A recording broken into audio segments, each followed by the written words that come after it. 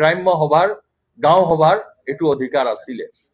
আৰু তাৰ যোগেদি আমাৰ এইখিনি মানুহ উপকৃত হৈছিলে তথাপিও আমাৰ বহু বিশেষকৈ আমাৰ অসম চৰকাৰে যোৱা 10 বছৰে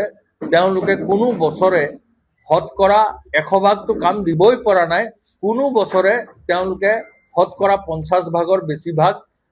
মানুহক গ্ৰাম্য অঞ্চলৰ মানুহক তেওঁলোকে কাম দিব পৰা নাছিলে আমাৰ অসমৰ এভাৰেজ যিটো কাম তেওঁলোকৰ শতকৰা 50% তলতে আছিলে আৰু যি সময়ত শতকৰা 100% টকা কেন্দ্ৰীয় চৰকাৰে যিটো মজুৰিৰ শতকৰা 100% টকা মজুৰিৰ টকা তেওঁলোকে দিছিলে এতিয়া তেওঁলোকে এটা নতুন এটা স্কিম আনিছে তাৰ দুটা উদ্দেশ্য এটা উদ্দেশ্য যে এই আঁচনিটোৰ পৰা মহাত্মা গান্ধীৰ নামটো নাইকিয়া কৰিব লাগে কি উদ্দেশ্য তেওঁলোকে মহাত্মা গান্ধীৰ নামটো নাইকিয়া কৰিব লাগে আৰু সেই কাৰণে তেওঁলোকে এটা নাম দিছে এই নামটো মোৰেই ভালকে মনত নাথাকে তেওঁলোকে কি ভিবিজি ৰাম বুলি এনেকা এই স্কিমটোৰ দীঘলীয়া নাম আছে এই নামটো তেওঁলোকে দিব বিচাৰিছে আৰু তেওঁলোকৰ এটা একেবাৰে ঠিক মানে ঠেক মনোভাৱৰ একেবাৰে নিজ মনোভাৱৰ এটা উদ্দেশ্য যে যিকোনো প্ৰকাৰে যেন তেন প্ৰকাৰণে মহাত্মা গান্ধীৰ নামটো এই নিশ্চিত মানে গ্ৰামীণ স্বৰ যোজনাৰ পৰা থাকিব নালাগে এইটো মই ভাবো যে একেবাৰে ঠেক মনৰ আৰু একেবাৰে তল খাপৰ চিন্তা তেওঁলোকে কৰি আৰু তেওঁলোকে বিভিন্ন ধৰণৰ ব্যাখ্যা দিছে মহাত্মা গান্ধীৰতো কথা এইটো মানে ইয়াত নাথাকিলেও কি হ'ব ইয়াত ৰামৰ কথা আমি দিছো মৰিবৰ সময়ত মহাত্মা গান্ধীও ৰামৰ নাম লৈছিলে বিভিন্ন ধৰণৰ অপব্যাখ্যা তেওঁলোকে দি তেওঁলোকৰ এই ভুল যিটো সিদ্ধান্ত এই সিদ্ধান্তটো তেওঁলোকে জাষ্টিফাই কৰিব বিচাৰিছে এতিয়া মূলতে এতিয়া কথা হ'ল কি তেওঁলোকে এই আঁচনিৰ যোগেদি তেওঁলোকে এটা ভেলকিবাজি এটা কৰিছে যে এই আঁচনিৰ যোগেদি আমি 125 দিন আমি কাম দিম বুলি কৈছে 125 দিন আমি কাম দিয়াৰ ব্যৱস্থা কৰিছো কিন্তু আগতে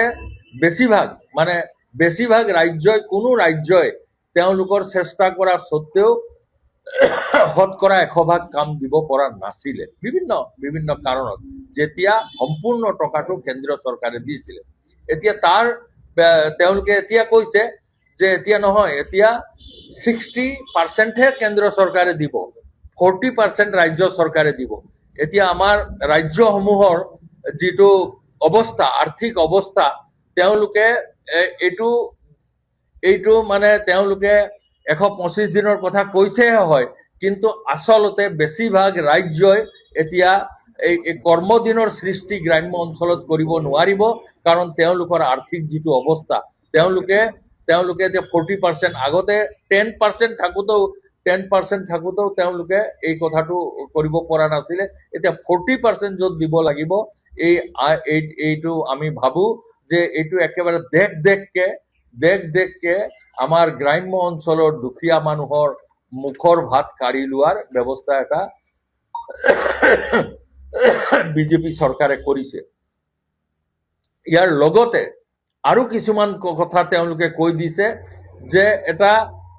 কেন্দ্ৰীয় চৰকাৰে সিদ্ধান্ত কৰিব কেতিয়া কাম কৰিব আৰু তেওঁলোকে কৈছে যে কিবা শস্য ধান কটা সময়ত তেওঁলোকে মানে এই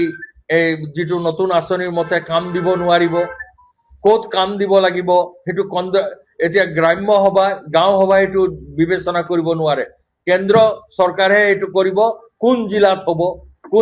হ'ব কোনটো সময়ত হ'ব এইটো তেওঁলোকে ঠিক কৰিব আগতে আছিলে যে মই যদি এটা উপান্ত খেতিয়ক মই যদি বিচাৰো যে মোক কাম দিব লাগে তেওঁলোকে 15 দিনৰ ভিতৰতে কাম দিয়াৰ ব্যৱস্থাটো কৰাৰ এটা ব্যৱস্থা আছিলে এইটো অধিকাৰ আছিলে ৰাইট টু এমপ্লয়মেন্ট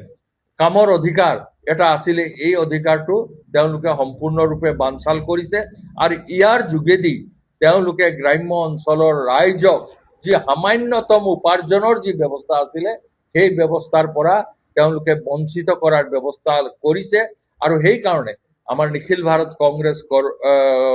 কমিটিয়ে গোটেই ভাৰতবৰ্ষতে ইয়াৰ সপক্ষে এটা আন্দোলন কৰিবৰ কাৰণে আৰু অন্যান্য দলেও ইয়াৰ তীব্ৰ প্ৰতিবাদ কৰিছে কোনো গণতন্ত্ৰৰ প্ৰতি তেওঁলোকৰ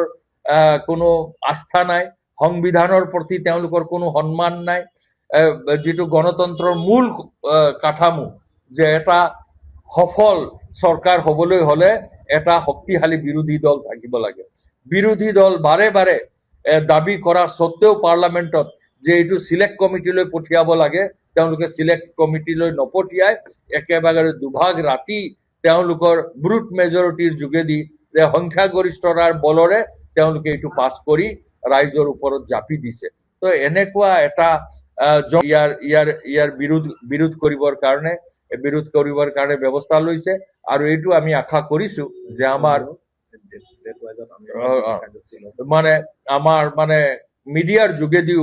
মিডিয়াৰ যোগেদি আমি ৰাইজক এই বাৰ্তাটো দিবৰ কাৰণে আমি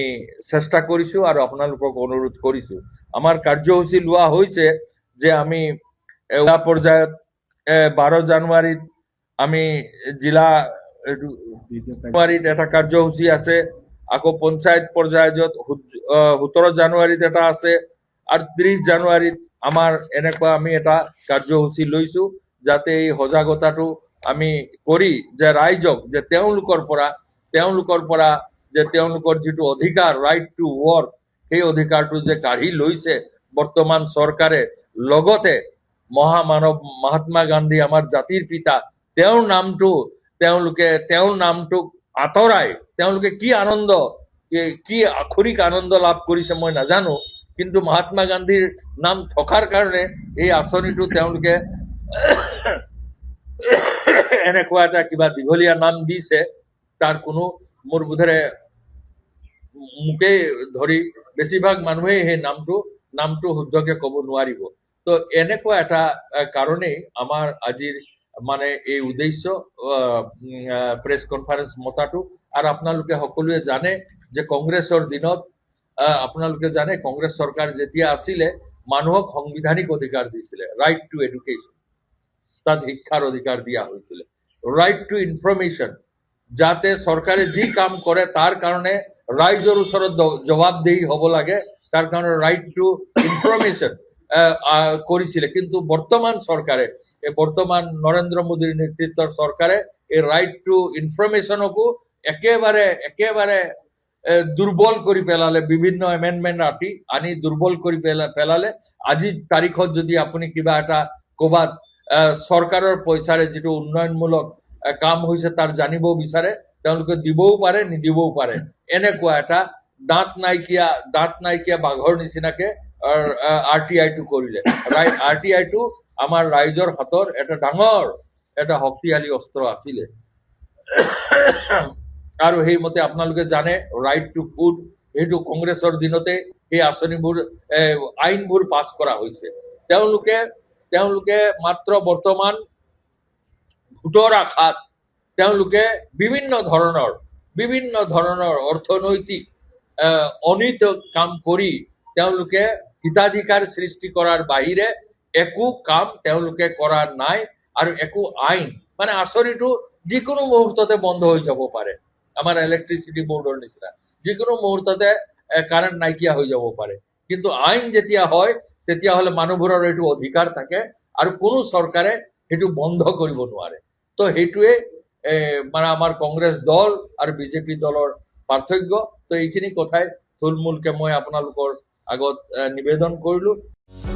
যিকোনো খবৰৰ বাবে যোগাযোগ কৰক আমাৰ এই নম্বৰত 9181 307 221।